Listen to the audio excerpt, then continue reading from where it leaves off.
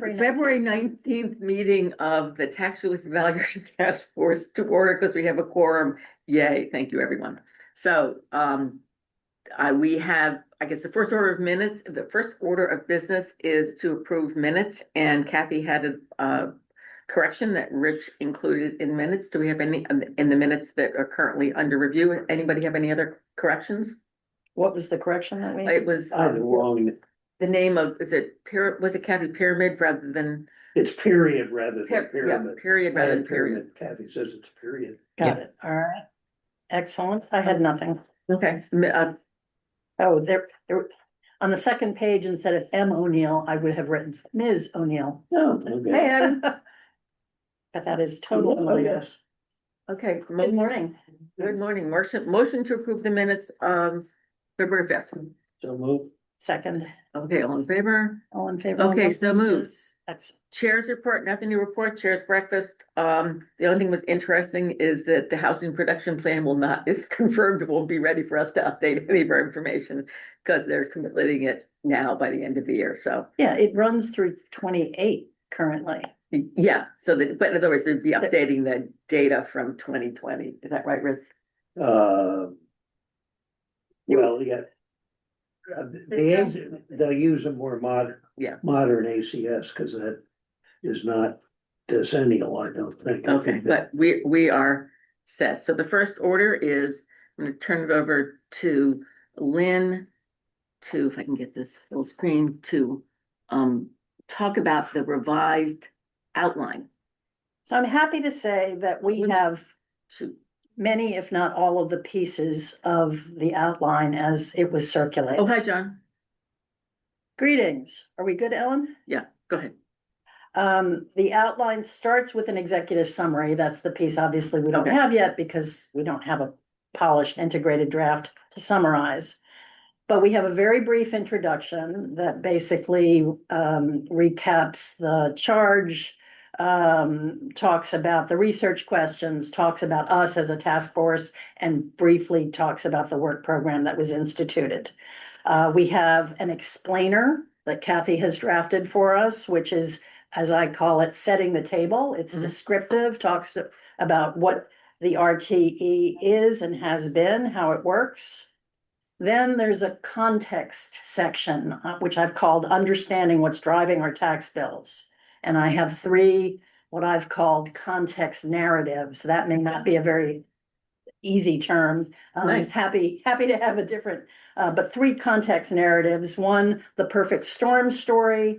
Two, the very detailed and thorough discussion of real estate trends, both nationally and locally. And then three, a look at what drives our tax bills, which is spending, tax rates, and how do our rates and bills compare with other towns. And you had used some metrics that I hadn't thought about using for affordability, which I really liked. The percentage of average income figure. And we show different ways of comparing Concord to surrounding reference towns. In terms of the average tax bill, we look very high, but in terms of tax rates and in terms of percentage income, we're in the middle of the pack. Oh, nice. So that's section 3.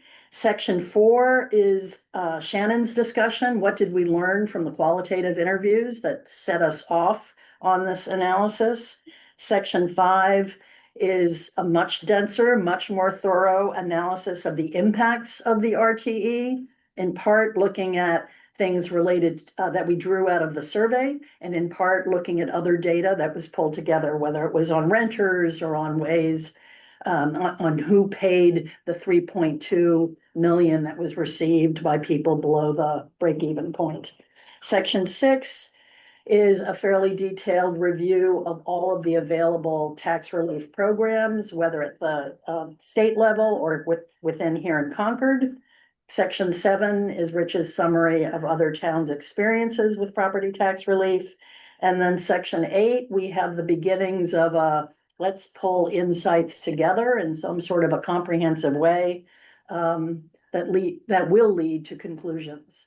And I will just say that I've started keeping notes on what kinds of conclusions or recommendations can we draw in terms of very practical things that select board might consider tweaking the what to do about the RTE, what to do about the senior means tested exemption, what to do possibly about 41C.5 or Mhm. about 5.0.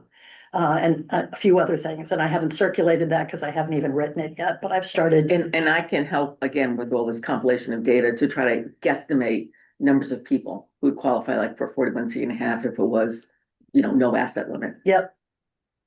Good morning. Question on the drawing insights for the select board part. This overall looks great to me, the flow. Yep. Where are we, how far are we going on insights? i.e., maybe this is a question for Wendy. Does the select board want us to make a recommendation one way or another on the RTE? Or do they want us to set up how to think about it, right? Like the pros and cons. Those are two different. Exactly.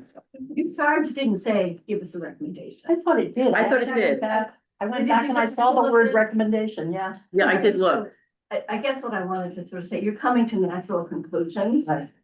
First and foremost, that's, I think, what we want to get to. Okay. I don't know that I expected you to delve into the 5.0 and how to implement that program, but Mhm. some conclusions about what we need to consider Yeah. in considering that program and whether that's worth considering is a good Okay. recommendation. I guess that's where I was going. Okay. Yeah, and I don't think this committee is going to say, get rid of the RTE, absolutely. Right, keep I the guess, yeah. But there are different things we Right. might bring to your attention that the select board might Right. consider as it weighs whether to Right. retain it or not. It might be Right, that what our job is to help you have a robust dialogue. That's right. Yeah, no, and I think we did make some questions about 5.0. Is it a Yes. recommendation Yeah. supported? What do you think about the asset limit for our senior means testing? Yeah, Because yeah. Clearly, it's too low, Yeah. right? And Yeah, I the think other that's one thing we findings can are- all agree. Right, absolutely, so. Yeah. So Wendy, the select board, just to be clear, is not looking for us to say we recommend continuing with the RTE or do not recommend it. The select board is more asking us to think about how to frame the discussion for you. Is that correct? I guess that's fair. I mean, if you come to the point where you really think you're all on the same boat, that we should not continue this program, then you should say that. Mhm. Okay. Maybe I should go back and look at that. I wasn't assuming that it was your charge to make that recommendation. Mhm. It Okay. was to assess all the components of the program, which should lead us, the select board, to making some Right. decisions, so. Yeah, and I know Thank you. in my case, what I would want to unequivocally say is, if you get rid of it, you have to replace it with something, because there are too many, and here are things you can replace it with. Right, right. But, that unequivocally, there are a group of people in town who are stressed and Mhm. whom we can help. And the town is not in aggregate opposed to helping. Yeah, no, I think that's fair, and I think, Okay. the other one that you've said is there are no programs That's what I outside of the was- RTE, Right. that helps anyone under 65. That's And that- exactly right, Outside of yeah. the other qualified. And that's, programs. we But- try to. And that's an issue. Yeah, That's yeah. trying to understand the impact. And I think that was actually, when you were talking initially, I guess in our Yeah. select board presentation, that was, maybe it was legal voters, that was your setup. Yeah. That all the current Yeah. programs are aimed at seniors. And so, going in, it sounds like this is just absolutely the right thing. And then our job is to evaluate the pros and cons and like, Seniors and other Definitely. hardship groups. Right. Right, veterans. Yeah, Yeah. Sight impaired. categorical. Right. yeah, and And then, those are being addressed, right? Yeah, So yeah, those yeah, are yeah. places where- and that the gap is the renters. Or Right, and I landlords. think, I think you also made a statement, most communities do not consider rentals for the implementation of this program. It's a property tax program, but the indirect impact obviously is to renters. Right. So the question about the 5.0 program, what can we do about that, in my mind, becomes very important, Mhm, because mhm. if that's a big issue for renters, then we need to understand the feasibility of that 5.0 program. Right.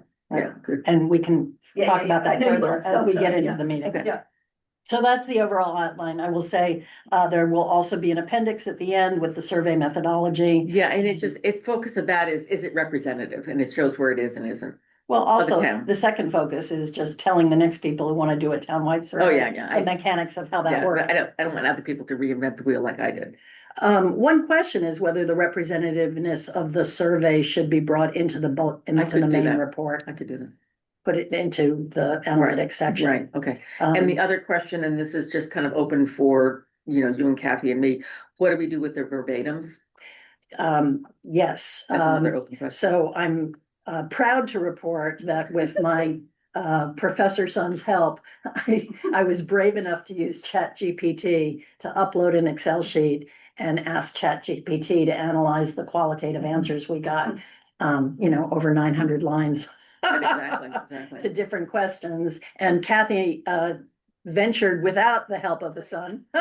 So we both played with that, and it turns out it's relatively easy to ask it to look at a bunch of cells and ask it to tell you what are the 3 to 5 main themes. Give me the prevalence of those themes among the sample, and pull out some representative quotes from those themes. And so we had very nice output from ChatGPT that I think will be integrated into the analytics section, which is going to be the largest. Yeah, and I put a chapter of chat the report. GPT in, but maybe we should just make it standard. I think the question is, what are people saying? The context is, Yeah. as Shannon would say, is so helpful. Well, Numbers only get you so far. and as I was reading Shannon's part, I was struck by the fact that the 19 people we interviewed first were perhaps not representative of the 900 people we heard from later. And that's an obvious statement. Most people were pretty upbeat about the RTE, believed in some kind of income redistribution, maybe had qualms about whether they qualified or not. But anyway, I was struck by how relatively positive the quotes were that Shannon presented, versus when you look at people who did or did not support across the entire sample. Kathy and I found there's a big chunk of dissatisfaction coming and through. very vocal and that's where the verbatims are so useful, because you get themes that Abby knows that come out, would not come out from maybe some of the initial interviews. Well, things that the select board needs to hear, and I'm sure you've heard it before from folks. But dissatisfaction about fiscal management, about spending out of control, about not having a voice and how money is spent. And we may have feelings about those comments, but they need to be represented in the report as well. In a way, it was the unintended result of the survey, which was to surface some of those fiscal responsibility challenges that isn't the RTE, but we gave voice, and I'm actually really pleased that was one of the outcomes. Yeah. I will say, I feel like, so it's one, I feel like maybe I tried to not put in maybe 2 from the survey. So my later draft that I sent, I don't know if everyone got the one I sent to Ellen and Lynn, because I didn't know when. I sent it around, but Perfect. Okay. So sorry about that in terms of my delay, but because I added some of the survey pieces in, because I had said that I would be willing to. But I was cautious, maybe I shouldn't have been, but as my typical research self, to stay in scope of what people said. And so I did do maybe more filtering than I'm hearing would have been necessary to filter out things that were unrelated to the research question, which would be things about fiscal spending, because that wasn't what I was asked to do, because that's not the question we were trying to answer. And so I did put in some of the survey pieces. At the end, you'll see a couple quotes about fiscal spending or whatever, but I didn't perceive in our scope talking about town finances, for example, and people being dissatisfied with them. So I did mute some of that, I would say, because it's not necessarily what I thought we were trying to answer, but it's not that it wasn't necessarily there at all. That makes sense, Shannon. I get that. You know what I mean? So totally. it may look misrepresented in a way that I wasn't realizing. And I don't want, I'm happy to play with the tone on that. I will say 2 things are true. I think our sample had more, the more descriptive comments, the better quotes, I think, were from people who were more positive. And I think that there were lots of negative things that were more about the town and spending than were about the RTE specifically, in terms of thematic overall in the sample. And so I could put more of that in, but it isn't really, one, as widespread, 2, so it wasn't as it didn't really seem to reach the like tipping point of like where the sample was, but then also seemed more ancillary to the research question, but still present. And so So Shannon, a question is, the verbatims that you included in your section are a mix of the qualitative interviews and the survey? Is that well, correct? it's very clear in the statement where the interview came. So in yes, and in the write-up, it'll say like interviewee and the number if it came from an interview, and if it says a survey respondent like stated, because I thought part of the goal from the last session was for me to incorporate some of the survey. Okay, I know, it And was. so I tried in to the do that, but maybe I shouldn't have. No, in the meantime, because Kathy and I were able to Yeah. delve more systematically into the qualitative responses, I think I'd rather that those responses be reflected in Ellen and John's section. Yeah. And that we keep whatever's in your section just to what the 19 interviewees told us. Okay. And positive or negative, related to the RTE, or perhaps drifting a little bit away if that Okay. came out in those Yes. interviews. Okay, so I Because think that again sets the table and will segue into the bulk of responses that we got from the survey. Okay, so I think the ask looks like this, and I'm just repeating it back, is to take out survey quotations or verbatims from the qualitative section, and if similar text, if the text I selected from the survey represents text, or I can find similar text with the same sentiment from the interviews, replace with that, but only have interview data drive the interview section. I think that's right. Yeah, that would be Okay. really good. All right, I can do This that. is- That's not a huge lift. Right. But I have a little bit of permission to go outside the scope of like RTE related questioning if it came up. If it came up, yes. Yes, it did. And I tried to, again, because I wasn't, people in interviews sometimes say all sorts of interesting things that don't relate to what you're really asking them. And so I tried to get rid of some of that. But I think in this context, I think I was thinking about it maybe too much like my boss would If want. it's about where their kid is going to college, we don't need to know I that. get if it, it's but something- Yeah, I think my scope was slightly narrower than what we're looking for, and I understand why and can do a better job of broadening it. Okay. Thank you. Okay. I was just gonna comment, I mean, the scope was different for those interviews, so it doesn't have to be representative of your final results, but I thought that everything in that section was from those 19 responses. So Correct. I didn't read it as if Shannon had incorporated, but So now we're it gonna- can be removed, yeah. yeah, I think that's. Now we're gonna I think separate. it's only some quotes that have to come out. I don't think Yeah. any Yeah, of the. it's not, sorry, Yeah, the any of the content is top the line same. It's that I used each. I wrote in that there were triangulation pieces from a different data set, which typically strengthens results. And we're going to have them, we're just going to put them in a different section. So yes, you're right in that the sentiment was from the interviews, and then I picked some selective quotes that I thought were better from the to demonstrate that it was broader than the 19, but I think I understand that. So yes, you were right, Wendy. And I'm going to remove some of the survey It was respondents. really hard as everyone was writing their sections because we didn't know what everybody else was writing. Yeah. And I think now the challenge is for the next meeting, TBD when that's going to be, and I'll get to that in a moment, but for the Okay. next meeting, I want to have an integrated draft so that we can see all the pieces together.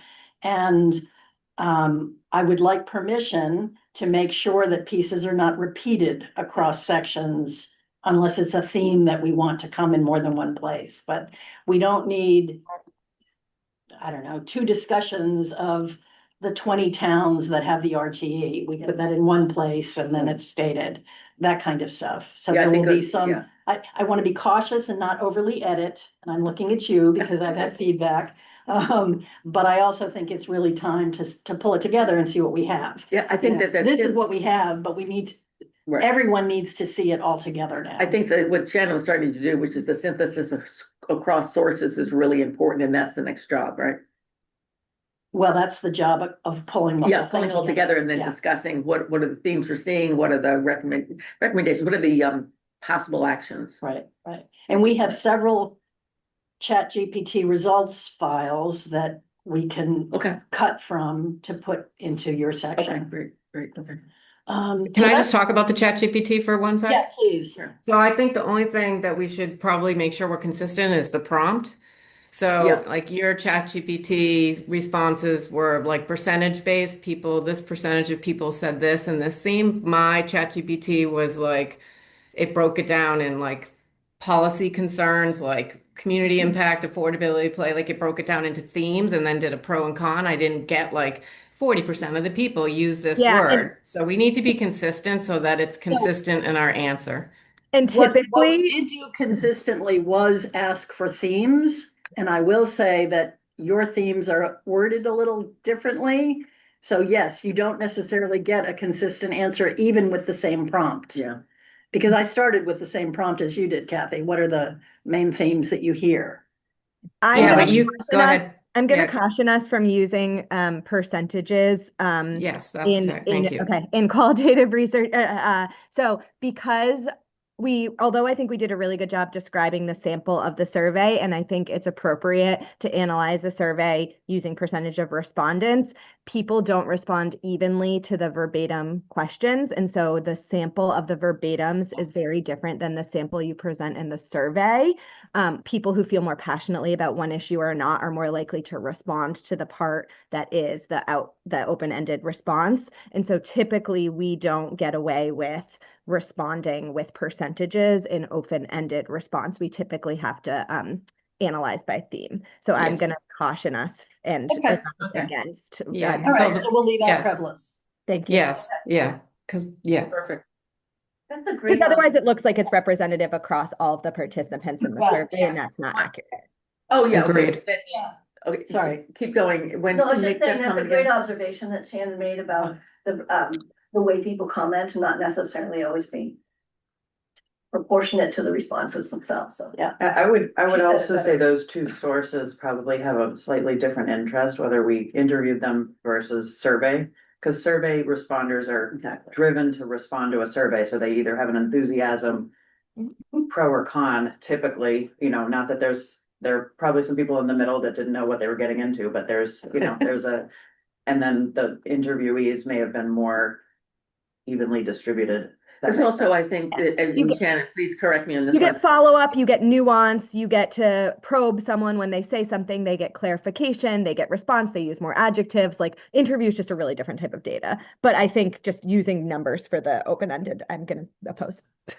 My impression from the verbatims too is that people, because it's anonymous, is people might be more open with negative comments in the verbatim. I mean, there was a lot of negative, and there's probably that maybe somebody wouldn't have told Shannon, or me or anybody who's It was interviewing something like face-to-face. 500 and 300 strongly support versus strongly oppose. I forget the exact Yeah, there was number. more. It's 423 support comments, 198 opposed comments, and 32 no opinion comments. There we go. That's And way I- more.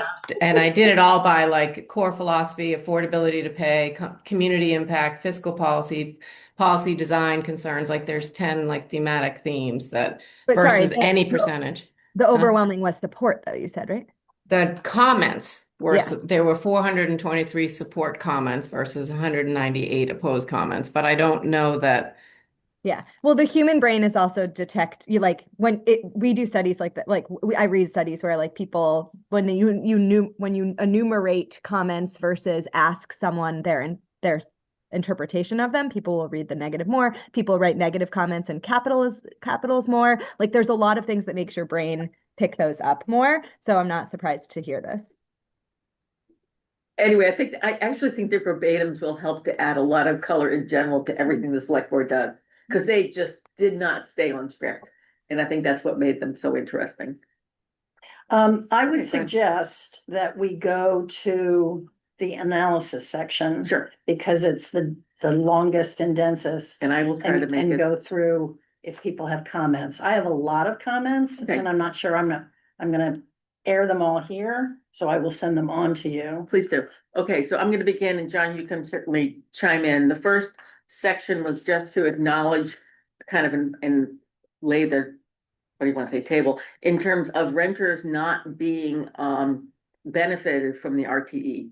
And to acknowledge that according to the Concord Housing Production Plan, renters are both more housing cost constrained and a higher percentage of low income in Concord. And so what does this mean in terms of the impact of people? Oh, I'm not sharing my screen. That's all right. We all have it. and- Oh, okay, well, for people who are online who might not. But nobody is. Oh, What's the nobody's. title of that? I'd love to see it. Analysis of the RTE impact or Okay, just so John, this is RTE for you. impacts. Okay, so this table shows you, and this is basically out, what I did was to figure out the assessment for each unit. And what's interesting is if it's an apartment complex, it's like $200,000 a unit, which is kind of interesting.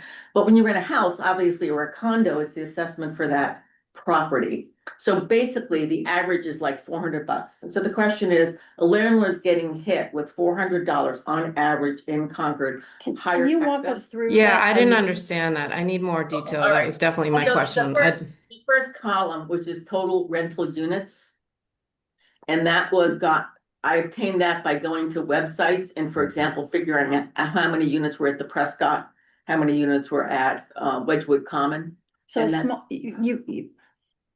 here, there's a sentence that says there are 1820 Okay, let's rental back up. units in Concord, and then there's a footnote that refers to the housing production plan. I went to page 72 of the housing production plan and didn't find that Okay, number. all right, part of me is that it was like I lost the numbers, so it's having, maybe I should take out. the But, numbers. well, no, that number I then found when I looked at the table. Okay, we can figure that stuff out. So it's there are 1,820 rental units in town. And I tried to figure out how many were apartment complexes. It's about half. And then I looked at the total assessment for all the apartment units and what John and I kind of back calculated as condo rentals, which we talked to Concord Green, and the property manager there said 11% of the condos were rented, and I used that same percentage for all condos. in Ellen, can town. we back up a sec? I don't understand for the increased tax. I don't understand how you got $203. Like that whole math, for example, the 871 apartment complexes. You took 241 million divided by 1,000, should be 241,000 times 84 cents is 203,000. So I don't really understand why you're dividing by another 1,000. It doesn't make any sense to me. Just if you go to your table you were just at and just go, yeah, right there, go back up a Okay, little let's just bit. go to the table. Maybe the Please, math yeah. is, Lynn asked me to do the math and I might have said that wrong. So the total number of units was a calculation to get to the 1,820. And the plug number was a number of single family homes that are rented. We don't know that. So that's my guess. So Don said my guess. Mhm. And so When you that's, say plug number, you mean the 297 is a guess. the 297 is a plug number Yeah. based on, okay, we have to get to 1,820. So there are 297 single family homes. So 1820 is given somewhere else. Yes, in the housing production plan. I did not find it. Units, right? Units. That is something that we were kind of solving for, was the 1820, because we believe that to be fact. And so basically the single family units were as Ellen highlighted, the plug. Uh-huh. I'll also say that we've done sensitivity analysis around these assumptions, and any reasonable assumption doesn't really change the answer. I'll also say I've gone through Ellen's model, like cell by cell by cell, and it's right. I think the most important thing I you don't get said is it. that the sensitivity analysis demonstrates that any Exactly. reasonable assumption doesn't change it, then you're good. Exactly. So Lynn, what was your question? The housing production plan version that you're using is the PDF version that's available online? All right, I'll look And again. somewhere it has 1820, and maybe I probably have the page number wrong, but that's what John and I were trying to solve Okay, for. all right. What I'm sure of is that the apartment complexes, and there's 23 or 27 in town, have about just under 900 of the units. That's half the units. Mhm. And so the message is half the units owned by large, like John Boynton, the large landlords in town, the average increase of property tax annually to them is about $200. So that's the context. It is much higher for condos and homes that are rented. So again, let's walk through these columns so that we all understand the So the math. first one is by the category, I should probably call that category. How many rental units are in that category? So 310 in assisted living, and guess what? They're tax exempt. Mhm. Then 871 in large apartment complexes. Concord Housing Authority, 140 from Rich. And then the plugs well, not the plugs, then the condos, I'm assuming 11%, I think there's about 1,000 and something condos in town are rental. Again, it's a guess, these are all guesses. Actually, it's fact-based, because didn't you use the Concord Green? Yes, Yeah, they have that's the what it is. So that's a good bench. And then the two family, I just made some assumptions. The real plug is the single family Okay. rentals. That is impossible to verify. It's not a plug, it's a residual. Thank Yes, you, that's the right residual, word. thank you. Yeah. Abby's And smiling. it could be two, it could be, when you say residential, it could be single, two family, three. Yeah, I mean, Yeah. it's really, the only thing was important was it's kind of the percentage of rental units. Most of them are in large apartment complexes. And then the third column, average assessment. And that is, I went through, added up the assessment from the assessor's database for each of these categories. In some cases, I had to do it by use code Yeah. or by name. And then said, okay, what's the average assessment? That average assessment is what drives the property tax increase. Does that make sense? I need to go back because I don't really understand how you came up with 203 again. Like I need to just, I don't Okay, understand, that math Well, doesn't make hold sense. on, we're not to that column yet. I'm still, so when you show for apartment complexes, 241,576.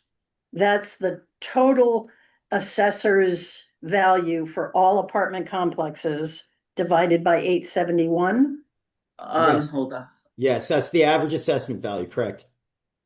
Well, So that's it's by average- divided by 1,000, No, not no, by no, no, no. 871. It's the total assessment value for that property code Okay, so here, divided by the number of units. Exactly. I I'm think. not sharing this. Okay, never mind. I have a spreadsheet that's ridiculously long that has the list of the complexes, their assessment from the database. Mhm. It adds up to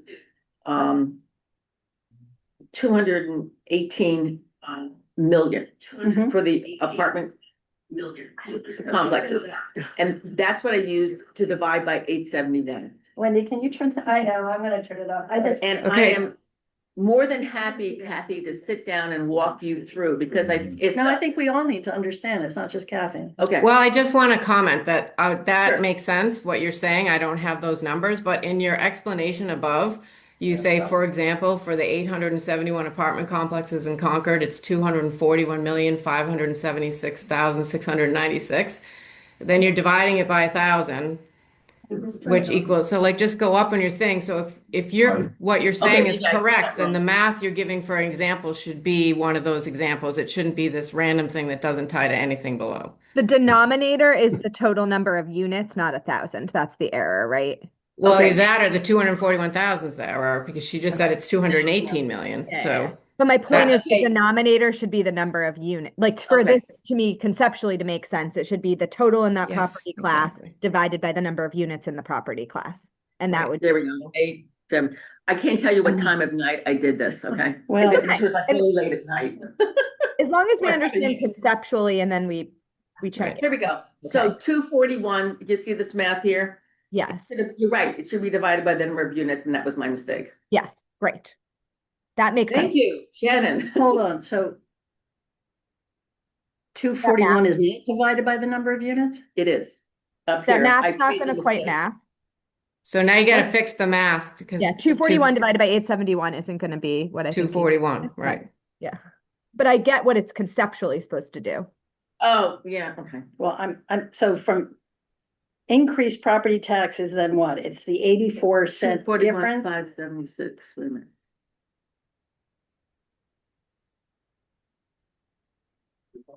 I'm not sure this would be used everybody's time.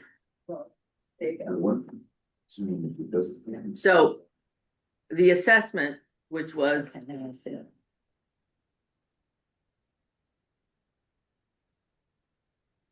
oh, I got this all wrong there, sorry. I If the thi- assessed value is in millions, has to be divided by the number of units, and my math is wrong just because I probably did it at 11 o'clock at night, so Well, what? Trying to- no, so now I understand where 241,576 comes from. You multiply that by 0.84, Right, which is the difference between property tax rate I with- should explain. that. without RTE and property tax rate with RTE. And that's how you get the 203 increase per unit.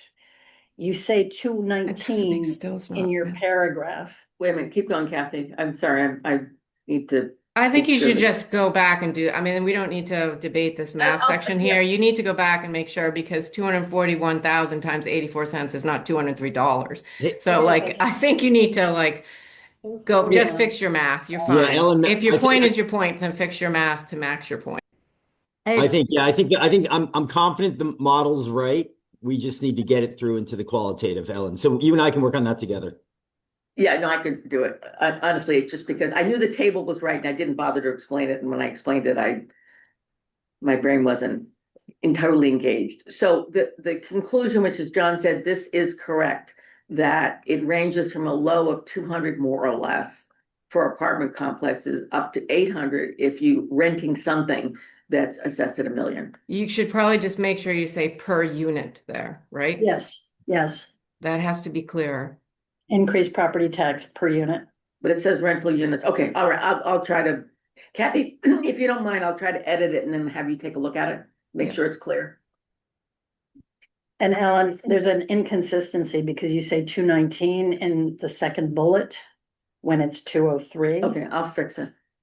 Anyway, The math, I think people are getting hung up in the math. It's right.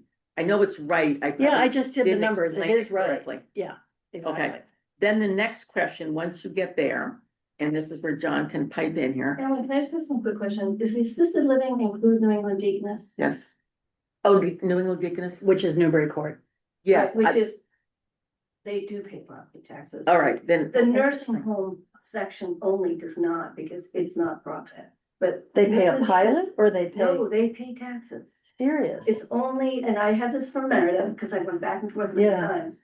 They Okay. do pay taxes. It's That's just the interesting. nursing home that's it, or not, Hmm. the levy tax. I can send you the email from. All right, then I have to redo this.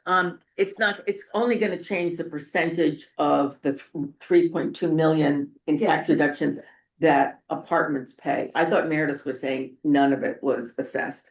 Again, I had to go through property cards, which I didn't because they're like 30 Yeah, I know, pages. she said, it's not even, it's Like, So Concord Park is also owned by a nonprofit. So it doesn't mean they're not paying. I mean, actually, I didn't, the If you property can tax help me bills, I figure- looked at New England Deacons, because I had to a year ago Okay. when we did that deal. so I'd like to know which I don't- assisted living, because if we've got Concord Park and Newbury Court, and I just assumed they didn't. So if you can help me figure out which do, I Okay, can. and you know what, maybe I can help get a straight answer out. Yeah, because I remember last year negotiating with Newbury Court, they talked about paying pilots. They are like the number two, they pay a lot of taxes, New England Deacons. It's not a pilot, this is a separate memorandum of an agreement. Okay, When But they are do they that, paying at the Tax rate? tax They rate are paying at the tax rate. on their They full are- valuation? Yes, because they are not filing for any kind of. Okay, so then they're just like a okay. for-profit, They're like an They are, apartment except house. for there's a sub piece of the beds, the which is the nursing home, nursing home. that they do not pay. So on that building and those units, they do not pay taxes. Interesting. Okay. Okay, so that this thing where it says increased property tax and it's total rental units, percentage of total rental. Where are you units, now? Sorry. On what's up here, Line on page 3, Okay. and then average assessment per rental unit, and So we'll have to make that change yeah, and put them back in. and then put them back in, and that will change the percentage of the 3.2 million tax reductions that that landlords are assessed or Right. pay, I guess that's right. Yeah, it will change it. It will change it for certain. It's not going to change again, the bottom line answer. No, it's not gonna change It's- that, I but mean, yeah. No, it means gonna make it- more rental units are in that right, pool, it right? Yeah, I might guess change I- the percentages a little bit. Yeah. I guess what I'm saying is that the dollar figure isn't going to materially change. It'll change a little, because you're pulling in. A little, exactly. And I didn't bother to figure out total taxes. It just was taxes per unit. So that's, the bottom line is it's 430 on average. It's gonna be a little bit higher if you include Concord Park and Newbury Court. And it ranges from a low of 200 for apartment complexes to a high of 840. That's the hit the landlord gets per unit. And that's the important thing to think about. And now, John, what is the landlord going to do with that dollar? Are they gonna pass it along? Can they pass it along? And John, you were gonna interview Boynton, for example? I'm speaking with John on Saturday morning over coffee. Also have some, I've gotten some feedback from folks on the commercial side, which obviously that's commercial, not residential, Mhm. which is different, but I just had a personal contact that I reached out to on that side. And, but I think the interview with John will be informative. I don't know if anyone else has had a chance to speak with any, landlords. I spoke to an individual landlord and the comment was, um, the, the balance between passing costs through, which is an economic, good idea, versus worrying the person might move out and have a problem of vacancy. So Mhm. that's it, I think. It depends on how tight the rental Right. housing market is, right? Yeah. If it's easy to find a new renter, then chances are you pass it along. If it's not easy, you might think And twice. one thing to think Yeah. about is right here, here's the very end of my section. Renters are the most likely to move in the next 5 years. Why? It's easy. They don't have a mortgage rate that they have to worry about. They can just leave. And so, think about Prescott. Right next door is the huge thing in Acton that's going in along the Aspet River. If people decide that they don't want to, will they move for any number of reasons? It doesn't necessarily mean because their rent rate went up. So since we're at the landlord section, can I just ask, talking to John Boynton is a start, but we had spoken last time about reaching out to the business roundtable, about asking John to connect us with a couple of other landlords. I'm concerned that we need to do a bit more due diligence on this topic before we wrap up this project. One possibility is we go back to the select board and we say, look, we know 5.0 is out there. Yeah. We've spoken to, it was Harwich, right? We've spoken to Harwich and we know how they've implemented it. Maybe we just recommend and we don't know, talking to the big landlords is one thing, but we don't know how many individual landlords are out there. We don't know how many houses or condos might be interested in something like this. I suspect they're more likely to be interested than the large complexes, worrying about renting at affordable rates to people of lower income. So maybe we just recommend to the select board to try a pilot program, educate the town, say how it could work and cap it at 10. We'll be interested this year in taking 10 applications from people who are interested That's a good idea. in doing this. That absolves us of the need to do a really thorough Oh, outreach. And on the other end, we put an article in the Concord Bridge and we say, here's the way this could work. Here's the way it works in a different town. Please be in touch with somebody. Yeah. Select board, town manager, us, if you Yeah. think you might be interested, we're holding a public meeting on such and such an evening to talk about this. I don't know, I'm just throwing ideas out there, like from doing a lot of work to get more information and then presenting it to the select board, or given the little bit we Yeah. know about how it worked in one or two other towns, maybe we just, do some Yeah. education and then try it. It's not a bad idea, because when you talk to John, I don't know if he's gonna open up and say, yeah, I'm gonna pass it right along, or not. Yeah. Yeah. Because we also, in the other towns, it's the smaller units, right? And that's where the benefit. I also, so rentals are just like, buying homes, it's supply and demand, it's Yeah. economics, basic economics. So you have some landlords, possibly some of the single family homeowners or that are gapping a year because they're doing business somewhere else, so they're renting their home for a year. There's different reasons people rent, so. But then you have the multi-unit and condos and they're different types of renters. Yeah. And renters are renting because they're either transient, they're in between things. There's a reason renters are more likely to move. That's not any different in Concord than anywhere else. Plain more mobile. They're more mobile. Are not locked in for more than usually a year at a time, or maybe month to month even. And so it's a transient population just by nature, Yeah. anywhere. So there have been, and I don't have the statistics to give you, but there's more people renting because there's also people buying later in life. Yeah, Those two things exactly. go in together, right? So that's just across the nation. That's not just in Concord. So you have these dynamics that we've described elsewhere. I don't think we're gonna be able to discern like How And how many, often it's getting passed along or not, I think that's just, it so depends on the you're reason for talking renting. passing on Passing RTD? on the, Tax increase. the All right. 400 and, yeah, I just think that's gonna be, All Okay, right. good. I'm talking about 5-0. yeah, And whether we would get any landlords interested in renting to low-income households at affordable rates.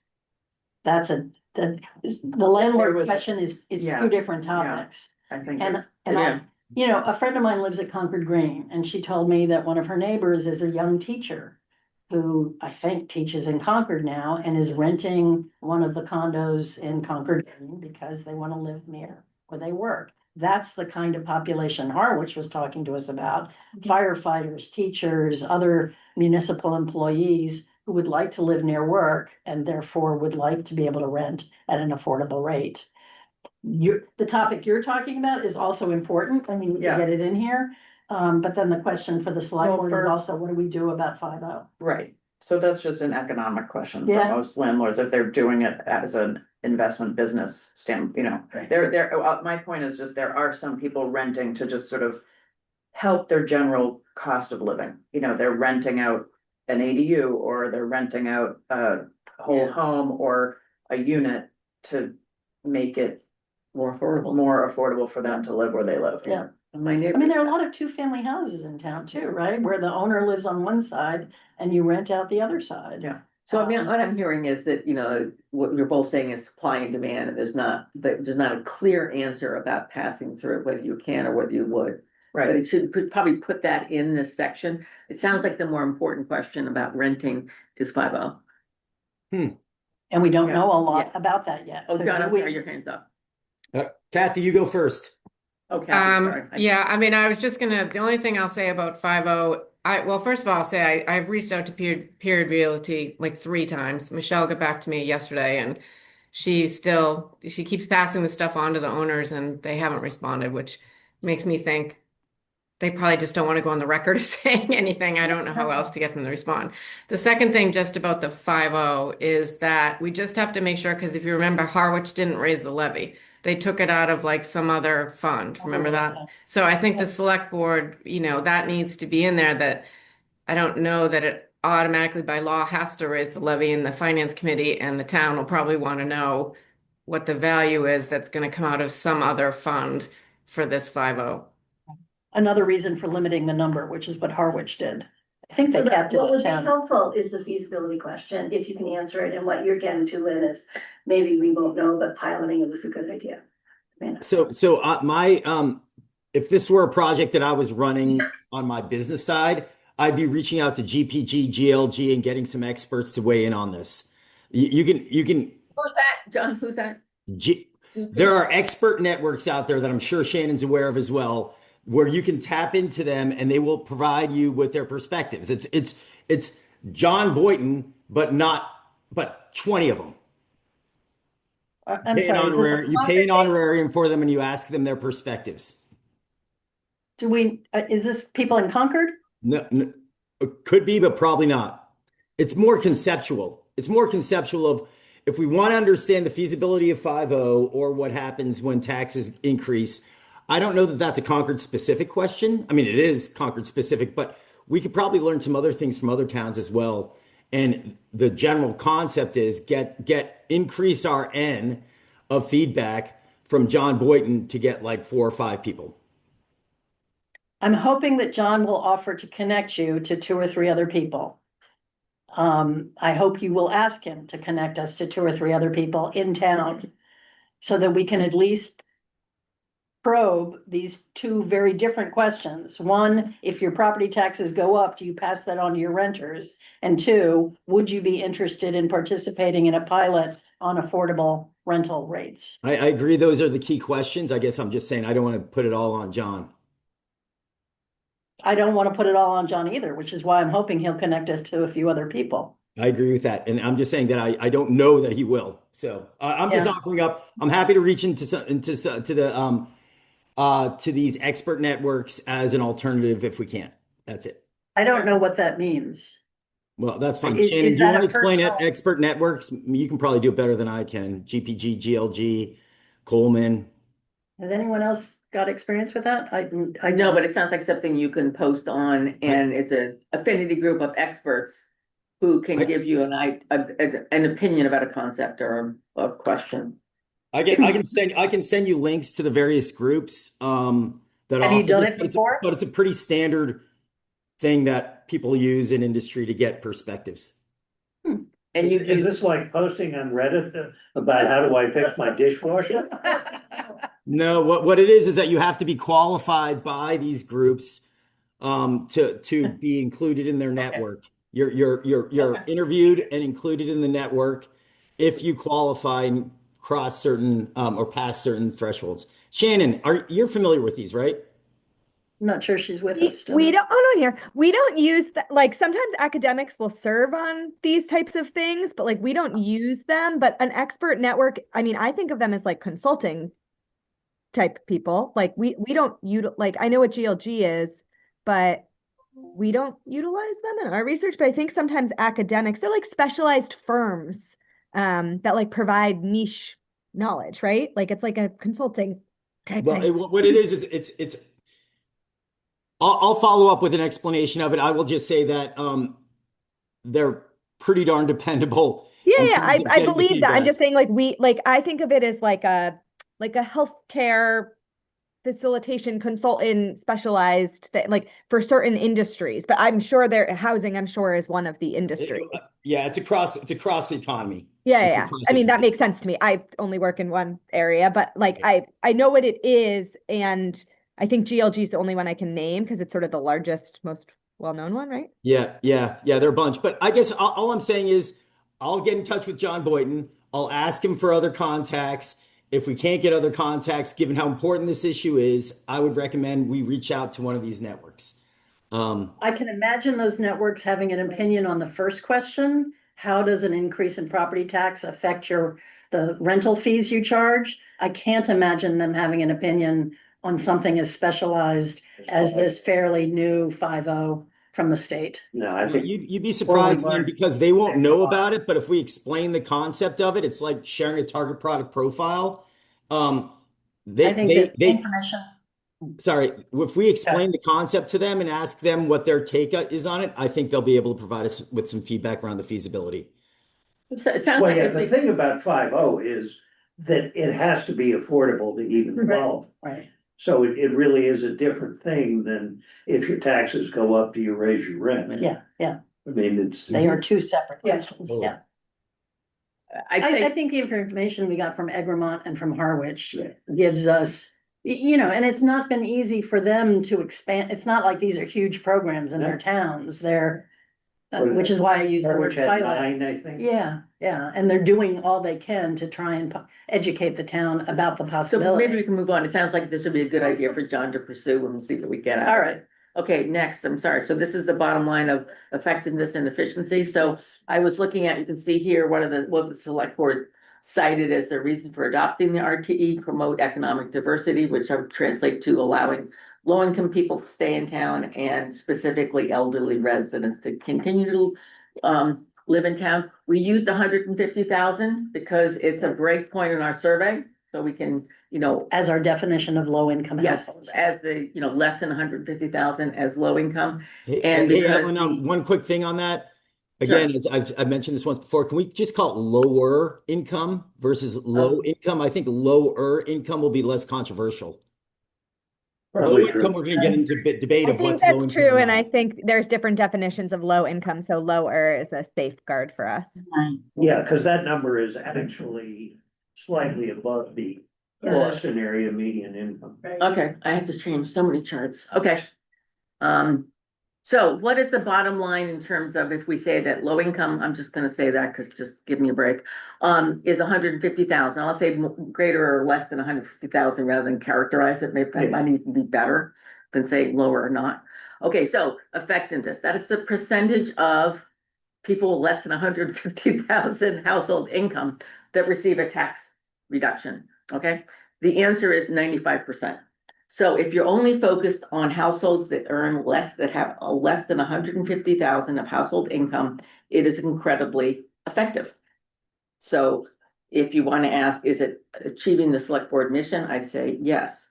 The other half is how, of the total people who get a tax reduction, what is the percent that are lower income? And that number is very different. 45% of the people who get a tax reduction could be considered or have income less than 150,000, while 55% have more than 150,000. So I didn't understand the second graph at all. You have one graph, RTE effectiveness, and I see the 95% on the low income side, to Right. use the term. I assume the sentence afterwards, however, the RTE is also very inefficient. I would then follow by saying 68% of high income No, owners. no. Well, then it's confusing. Then I'll get rid of the second half. It's ugh. That If you wanna comment's make- tying to the next graph, right, Lynn? If you want to Ellen? make a simple statement, the first question, and I'm modeling this after what Lexington did, okay? And how they phrased it. The first question is, does it give a tax break to the target, which is people I less than understand that part. 150? Yep. Forget the 68 because it confuses the issue Well, of then we need to efficiency. get rid of it. Yeah. Okay. Well, or explain to me, what does the six? I think the what does 68 is that second useful, column- but I think Well, one thing explain that Ellen and I can do is just work through a qualitative discussion over all of the numbers and just try to get more specific so there aren't as many questions. Yeah, I mean, it's just, you can, it is true. Okay, So Ellen, can I just ask one thing? When I read this, I was asking myself, how did you get to 150? So someplace in here, I you can say that, explain yeah. what that Yes, I 150 agree. is and tied to the survey results, because you're extrapolating that throughout the rest of. well, there's a whole section that I probably could include in methodology Yeah. of how this is done, and one of the keys is what did we ask in the survey in terms of the income ranges? And that was a driver, and then what did we look for in terms of what the median income is? The area median income for Middlesex County is 153, I think. Well, for Concord, it was 212. It's much higher, And exactly. so 80% of 212 is like 160, so it works out for our survey results, and this is driven by the survey results. I can't say this. That's what, yeah, I think that's. You know, what it's you really have to say. important to But I think understand. that's the thing we've got to make clear is Right. that this is, less than 80% of median income. Yeah, that can be a one-line Exactly. explanation. Sure, I All can right. add that. A footnote or One a, fifty was, Yeah. an estimate of 80% of the. Yep. Of Concord's median income. So let me finish, and then I know there's questions about the graphs, and maybe John and I can figure out how to make it, maybe not a bar graph that's 2 columns, but a pie chart or something. But the question is, does the RTE address the target, which is households less than 150,000 household income? The answer is yes, 95%. Homeowners Thank with you. households. Sorry, I'm obviously. Broken record here. No, it's just, it's so much analysis. You can't understand how hard this analysis was. Okay, then the next, in total, not this one particularly. And then the second question was, is it efficient? In other words, okay, who did you help? Those were people below the break even that were RTE qualified, and 55% had household incomes greater than 150,000. So you can't say it's efficient, it's inefficient.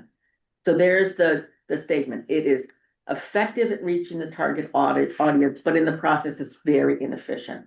That's all I really want to say, and I want And on the- to, that's the conclusion. I would add, Ellen, on the right-hand side of that stack bar on the right-hand side, from a homeowner perspective, the people that are funding it are the higher income people, right? So that's good. The issue is that the benefit is being distributed pretty broadly, right? The bottom bar, the 8%, says that only 8% of people funding it are low income Right. from a So- homeowner perspective. From a homeowner perspective. You're making an assumption about the relationship between income and the. No, we have that from the survey. I will explain this as a whole methodology thing, which is the driver of all the analysis is simply, do you remember like last summer when we said, oh, wow, Lexington's cool? And we say, well, that's fun, but we don't have no income. So that's what we did the survey. And that's why we had income and home assessment, or what do you think your home is worth in the survey. And then that simple matrix, as good or bad as it is, as reliable or as unreliable as it is, drives everything based on the assessor's, very detailed housing assessment profile. I understand what we did. I don't think the sentences at the bottom of page 5 accurately describe the information you're showing in the graph on page 6. We'll work through that. Ellen and I will work through this. All right, so let's, Can I ask a It is question on that? effective- Sorry. oh, sure, go ahead. Yeah, I just wanted to get back to a little bit of Lynn's and that I want to just make sure I understand on the first graph right there, the 68%. To me, you're saying 68% of people greater than $150,000 get an RTE benefit. Is that correct in that, what you're saying in that, right? So 95% get a benefit that are I'm gonna get low. rid of that second because it's, at this point, the analysis, I'm not gonna be able to answer that question. What I do know is that the left-hand side of it reaches 95% of households with low income is correct. And then the second, that of the people who benefit, 55% are high income is correct. And maybe I need to get rid I of the think right those are hand. the two relevant. Okay, it's just. But that I there's- guess, isn't it the same, like the 60, what is the No, it's 68% not. versus the 55% then? I guess that's Can why I I'm get back to confused. you on that? Because my mind is a little Okay. bit numb at the moment from, But also the Kathy, graph for on what it's worth, page- I had the same question and I remember going The through it with Ellen, the but I can't denominator, recall what the answer was. the denominator is different, I think. I think that's Shannon, right. probably true. So let me just work with John to make it clear. I know the statement I just said is accurate. Mhm, mhm. And maybe the We other just pieces want are it to just, come through confusing. logically, that's all. The denominator of the second piece is people who benefit, and the denominator of the first piece is everyone who's high income. And so yeah. this is effectiveness and it's like a type 1 versus a type 2 error, I think. Is the way Thank you, I- my dear. And also the graph on page 6 splits according to home value. Right, whereas the graph on page 5 is according to income. Yeah, that's what Right, Jen because the said. benefit is of how you measure benefit is based on your home value, but how you would measure need is based on your income. So I think that's correct. So I'm gonna get rid of the right-hand bar, so that, because it's. I mean, maybe have the left hand of the first and the left hand of the That's what I just second said.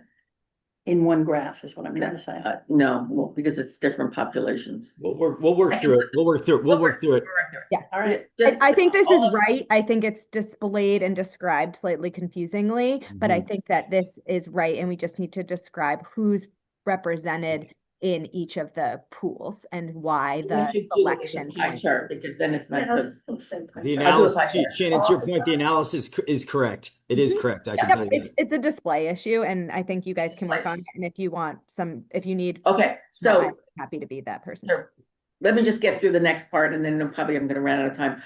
What drives the inefficiency? And it's the two things. One, how the break even is calculated, and that's super important. The break even, which if you look at let's look at the far right-hand side, which says FY 26. Mhm. The total residential value in Concord is 9.3 billion. If you're looking at the RTE exemption amount, you divide it by the total number of parcels. It says the average assessment in town is 1.5 million, hence the 155,000. If you're RTE qualified, you get to deduct from your assessment. Second calculation, same assessed value, 9.3 billion, divided by the RTE qualified properties, i.e. those people who got the exemption. That's only just roughly 4,000. Hence, 3863 in the graph. yeah. hence, the break even is really much, much higher than the average. The break even was 2.4 million. That drives tons. Kathy? Will you have a question? Her hand is raised, but Yeah. Sorry about Kathy, are you that. there? Sorry, I didn't mean to do that. So the Okay, only so way that- the only way to change the break even is to change the total exemptions granted. Ta-da! Yeah, Shannon, you get an A for the course. Thanks. I mean, I have been taking it since the beginning of the term, but my I know. point is So- there is a lot of controversy on how the break even is set, and this was also came up in interviews, but not like systematically. Okay, so. But in fact, it's not set. Yeah, In fact, it's a, it's a. It's calculated, dependent- how it's calculated. It's a dependent variable, the result of this calculation.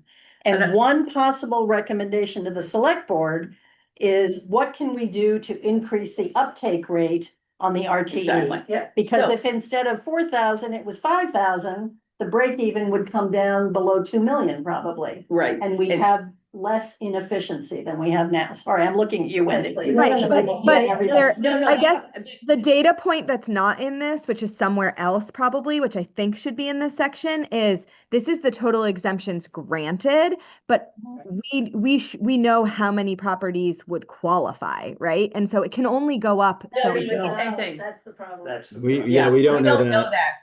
All we know is the result of, it's called RTE qualified, which means you applied and got it. Yeah. We do not know, and we have merited this. Gee, how many people do we think could qualify if they applied? And she says, we don't know that because we don't know if they Well, but it's qualify until not- they apply. I mean, it's some number between 3863 and 6014. Like, it's not every property in town, Correct. Correct. but it's, So but one we of the don't things have that- any sense of the gap in between there still. That's what we've been So trying to one figure question- out. That's what we've been I thought we trying to got figure close- I out. know, I thought we got closer than this somewhere. There's the One- non-qualifying homes is 'Cause I- such a big group of Right, because random I, stuff. okay, because I was gonna say, I feel like I actually commented on this on something Rich had written, I think.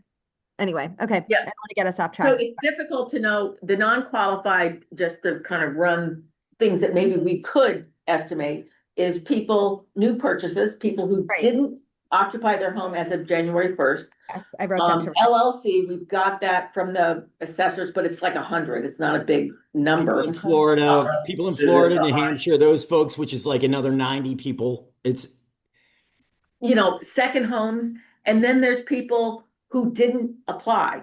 Yeah. And they might not, and those are the ones that we might want to get nudged to apply because we'd say this will reduce, thank you, Lynn, for saying this so clearly, Yeah. the inefficiency of the RTE. So it's people who said, I didn't apply because I didn't think it would, I deserved it, Right, or my house is $5 million, I didn't think I would get it. right. So things that were misperceptions. I actually don't know if that would reduce the inefficiency or increase the inefficiency Just a element. minute, John. Well, Hold on, John.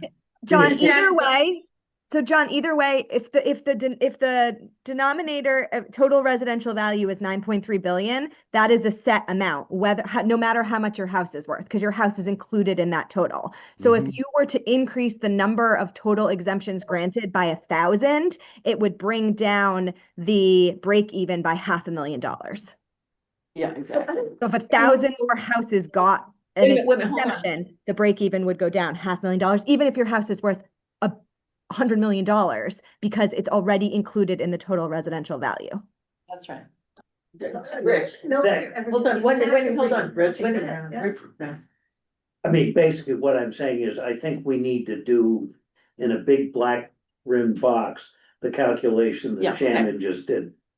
That That's the if sensitivity. an additional That's easy. to do. 500 homes or That- whatever That's simple math. Dis- That's 9.8 distributed divided by. across the value chain Yeah, yeah, applied. Perfect. I What think would it it's the do? most, And then Yeah, if I agree. that brought the break even down to, Right, say, 1.8, how does that affect the efficiency? that can do It that. isn't gonna change the effectiveness very much, cause those people are mostly. captured anyway. Yeah. So I think that's a very important. So let me show you why that, so Wendy, what were you gonna say? No, I was gonna say, you have to get more people qualified before you can change that. Yeah, right. exactly, that's Yeah, what, that's no, what no, we're no, saying. it just, it'll Yeah. take a year left. Yes. Okay, Yeah, so- right. bear with me in this pie chart, and I'm sorry if it's not legible, so the 58%, that is households worth between 1 million and the break even. So let's say we can reduce, so that is the bulk of the inefficiency. If I reduce, or if we're able to reduce the break even, and I don't know what this would be, from 2.3 to say 1.8, that 58% would go way down.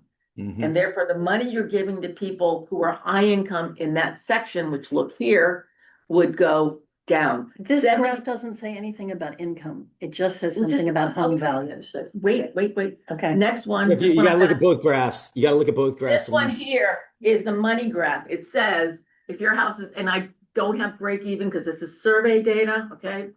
So between 1 and 2 million, 70% of people have household incomes over 150,000. Below 1 million, 73% of people have incomes below 150,000. So if you can reduce the number of people covered by the RTE, because you reduce the break even, that will improve the inefficiency, or improve the If you can efficiency. increase the Yeah. number of people covered by the RTE. Correct. If you Can I could- ask a clarifying, this Go ahead. may be a dumb question, because I Yeah. probably should know this. Why do we have to use a break even that's right in the, why can't we gap it with I like? would love it if we could set the It's- break even, but we can't. It's a result of the way the RTE works. The state legislation is, Change the way the it's, RTE. No. So It's a It only formula affects- given by the state. Okay. So the If we lever, could- let me say this, the lever, wait a minute, that we have is to increase the number of people who qualify for the RTE. Yeah. We can't affect somebody it's a second home. It's a they just set moved in. But, Program, it's not something we can. right, Yeah, that's I the get it. problem. Okay. But if we can convince people who decided not to apply, that's a good thing. Yeah. People might decide, I don't want to apply because I don't deserve it, when in fact they hurt the RTE, they increase the inefficiency Yeah. by not applying. And we can't say that we're only gonna actualize, I'm saying we, not me, The town. us. The town can't say, we're only gonna actualize this if we get so many applications. I mean, is there some, Oh, you can't do anything that has any other lever? Like, That's we the only have, lever. our uptake is 66%. We couldn't say, we're not gonna do this unless we get 80%. Or, and you can't skew the application. If this applications are, the numbers are the way they come in, you can't say. Let me ask you a question. If we increase to 4,500, the number of people qualified for the RTE, what does that do to the tax rate shift? It would also Increase it. It would It be large. increases it, right? Yeah. It would have Because to you be have a large. bigger exemption Yeah, amount. bigger, yeah, it would increase it. So that's the other Nope. part of the math that we have to look at. Yeah. Because really, the break even is interesting, but really what matters is 155,000 taken off your assessment is a big chunk if you're under, A million. Right. certainly under 1 million, even under 1.5. And thus the 7% increase in taxes doesn't swamp that. Okay. You still get a reduction in your Yeah. taxes. Okay, So- those are probably not hard things, and actually, it might be good if the section I've just written eliminates a lot of the detail and focus on some of these sensitivities, as opposed to, how it's being presented now, which is, I'm presenting a lot of raw numbers, because during the conclusion was a little harder. I think we should Anyway. provide one example with a higher rounder number that's exempt, that like would demonstrate to someone why increasing the number of people who apply for the RTE. Okay, we can do that. Well, I think Kathy's section does have examples of how it's calculated, and I forget, Kathy, what your high value was. What? It- She does? Yeah, there's a little What are you spreadsheet asking? that shows. On I would page say 3. if we it increase the has- number of people who received it, Oh, that's it's different, not in all right, Kathy's section. all right. But when we calculate this, we don't just calculate the change in the break even. We have to calculate the change in taxes. Right, at exactly, exactly. different That's price harder. Yeah. So it might be that we just, Because some people, additional people are gonna pay more. Mhm. We gotta make it up somewhere because we're given more. right, it makes it more efficient, but it increases, it's not, this whole thing is super complicated, Yeah, but it but works you well. can do it. You got the numbers. Yeah, we can make that. Once you assume the number of additional applicants. Cause you know can what do the the total levy calculation. is, and. Okay, so let me just, this is the So- last one, and then we're gonna run, wait a minute, John, let's just finish this, and this is the other kind of slide about impact. Per the assessor in this last classification hearing, the tax break given to people under the break even that were qualified for the RTE was 3.2 million. That is the tax shift. Okay, simply said, that's the tax shift. Then the next question is, okay, who's paying? I think it's like a nice English question. So who pays more, who pays less? So if I just walk down, rental units pay 30%, just under $1 million. That's gonna go up a little bit if I find that the assisted living are actually paying taxes. Forget the next group. The next group, those that don't qualify for the RTE below the break even, about $1 million, 34%. Who are they? People who just moved in. People who are LLCs, second homes. It's not rentals because they're included in the other one. This is one of the things that's really hard because John and I tried to calculate it. We just can't figure out who's in each of these categories. At the lower end of the assessment, like less than 750, less than 500, the percentage of RTE grants is much lower. It's like 40, 50%. As opposed to 70%, at the million to the break even. Am I losing? Yeah. people? Yeah, no, that's right. And so I can't explain it, not sure why. It kind of makes sense if it's second homes, but it's like, or maybe they just didn't know and didn't apply, Council on Aging folks. There's a lot, we don't know. That's what the not people problem that qualify, that's actual applications or actual recipients. The 50% of people, let's say under 500,000 received the RTE and 50% didn't, meaning they didn't apply or they Yeah. didn't qualify. We don't know which it is. Okay. Because Meredith won't give us the application information. So I see two lines in this table that start with non-RTE qualified, non-rental homes. One is below the break even and one is above. Correct. Is it worth keeping those two separate, or is it worth adding them and saying 56% of the 3-something million is paid by non-qualified properties? It depends, I guess it depends on whether people think the break even is a important demarcation or not. We talked a lot about it in past select board meetings, but certainly can combine them. It's basically, this chart is simply who's paying. Mhm. It also adds to 3 point, we don't quite get it. No, because they don't quite, because it doesn't quite add up. Mhm. Ellen, why don't we can work on just a display here. We'll show them both with a total separately. Yeah, Right. so this is, if you were good. So Yeah, okay. can I? All right. Go One ahead. quick thing on what I was going to say earlier. Meredith is high. I know that the number of applications could shift and that would change this model maybe a bit.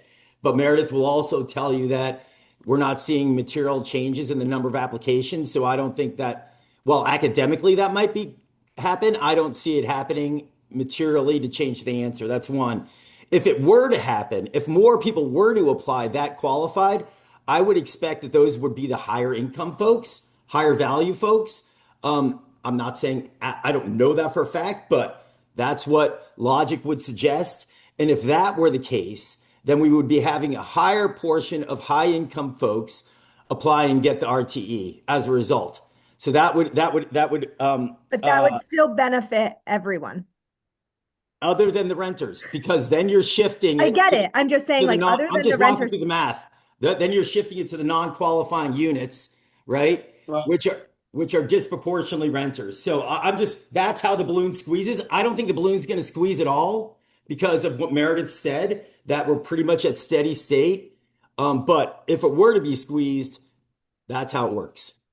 I'm not sure that works because we know the lower end applied at a lower rate, just as the highest end Right. applied at the lower. rate. One's renters, one's, So, yeah. Maybe I- some of those The are low renters, but a Yeah. lot of them are people who maybe just didn't understand for reasons. I Maybe. thought we might go back to Brookline and ask what their uptake Yeah, that would rate be has good. been, since we have an established connection there.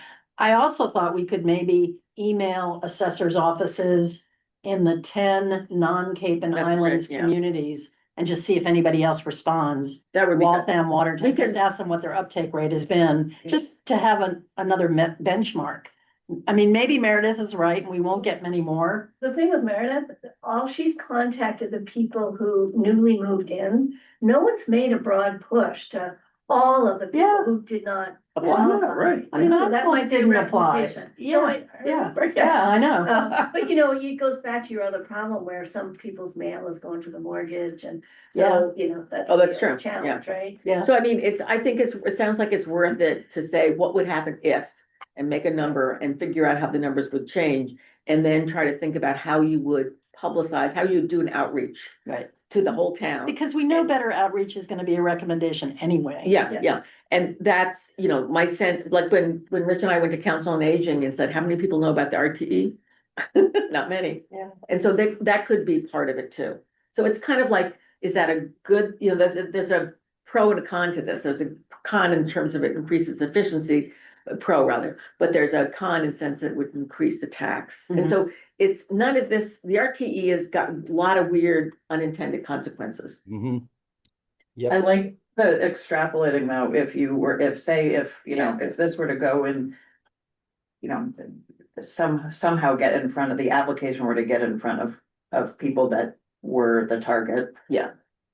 What would happen? Yeah, so if we just make it from Yeah, right. three, we've got 6,000 total parcels, 4,000 is who applied, make it 5 and see what happens. Yeah. And then it's like, can we do this? That's the second question. Yeah. Lynn, But I think it's really El- worthwhile. we're gonna have to, Ellen, we're gonna have to think about where we're gonna get that 1,000 from. Okay, well, we can just, we can Well, make maybe it, it's 500. I mean, make it 500. No, Make it no, something that whatever it is, sounds- we're gonna have, the source of where that comes from is an important one, right? Is it It's renters? Is it- it's an assumption. This is what Yeah, economists. exactly. So we'll have to sort through Assumptions. that.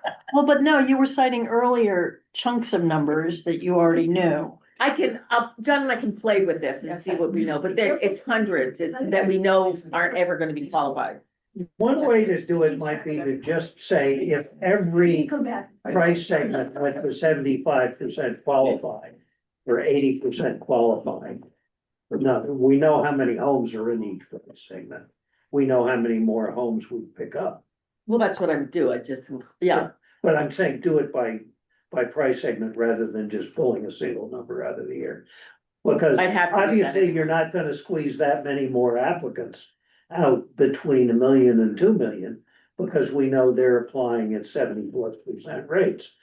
Folks that are applying at the 40 50 to to 60. 50 to 60% rates.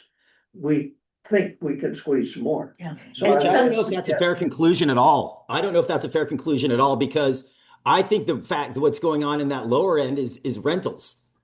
So I think your the qualifying rate is quite a bit lower, the potential qualifying rate. So I don't think that's a fair conclusion.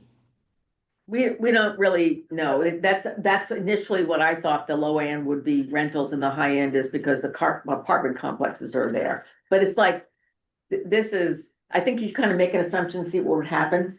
And it would have to be applied by assessment range, so I could figure out the dollar impact. But John and I can figure that out, whether it's 500 or 1,000, do something so people can see what happens. All right. All right, I think I can stop now because the rest of it, that's the numbers, that's the impact, and the rest of it is what did people think and impressions, and I think it's probably more important to go on to our timeline and next Also, steps, okay? I wanted to suggest that, I can work this weekend and pull documents together, but if you're doing a lot of work on the analytics section, I'm gonna wait until I have a Yeah, it's my newer problem, yeah. version of that.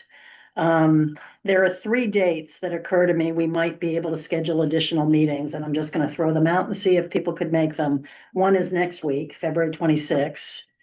One is the week after the next meeting, March 12th, and then skipping to the end of the month, March 26th. Okay, so we're talking about. I Because can, as we can all see, there's still a lot to be worked out to make sure we get this right. I could meet the 26th in the morning, not in the evening. Same. February or March? February 26th, I could meet in the morning. You said same, John? Yep, I'm available. Okay, Well, something- I'm not something- available in the morning, but I could do evening. I'm not available the 26th, sorry. I'm traveling. Something else, by Shannon- the way, that I'd offer up, Kathy, or to anyone is, I'm happy to walk anyone through the model. It's Ellen's model, but I know it now. If anyone wants to just get familiar with it and understand the math and get comfortable with everything, I'm happy to do that. Yeah, No, I recreated the 203 number, so I know where that all Okay, comes all right. from. It just needs to be explained more clearly, Yeah, but okay. we'll get there. Mhm.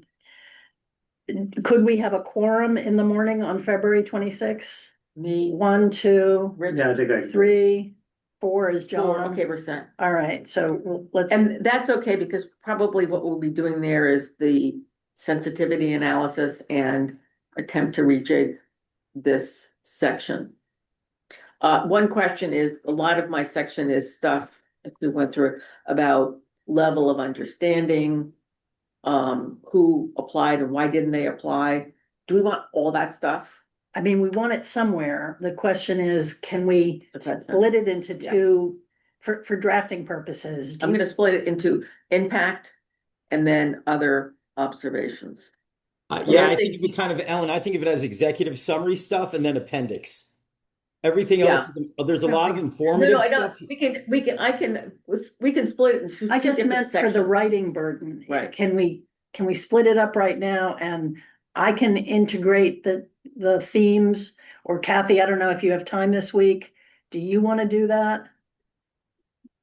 The second part, the understanding the responses to the qualitative questions. I don't want Ellen to have to think about that now. You mean the verbatims? Yeah, Oh, no, I don't want to do that. But it's, I just meant the graphs. And part of my challenge is a lot of these graphs that have lower, high income, if I have to make it lower, I have to redo all. well, the yeah, graphs. you're gonna have to do that stuff. So I actually think that a smart thing to do would be divide this section anyway into two parts. And one is maybe just efficiency, effectiveness, and then sensitivity analysis. Two might be renters, and three might be other stuff we learned from the survey. But that's sort of the Or way it's attitudes organized. is really. Attitudes, yeah. Attitudes, But yeah. that's sort of the way it's organized now. Yeah. It's all Which one is- section, which I think works. Okay. Yeah. Then I don't, okay. So then it just needs, it might need a lot of tightening up in terms, I'm talking to myself, reducing some of the charts. Do we not want to meet February 26th? Because you need time to do that? Could we do March 12?